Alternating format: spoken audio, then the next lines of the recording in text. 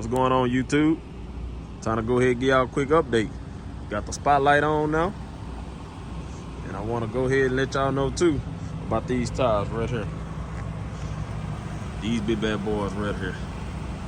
The Goodyear Eagle Enforcer tires. Yeah. I got these right here off of eBay.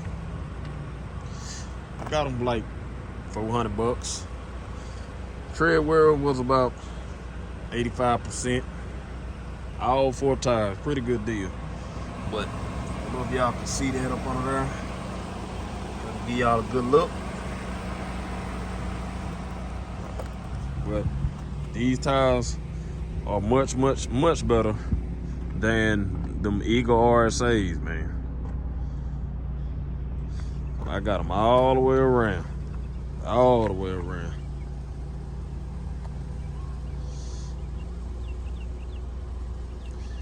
Yeah. But I also want to let y'all know too, I got a camera. This one right here. The camera right there. iZeeker. So I will be making some videos right there. I done installed it and everything already, but it already works when plugged in. As y'all can see, iZeeker. Already ready. Already recording. But it's my 2018 Taurus, y'all. Got it ready. Spotlight already on.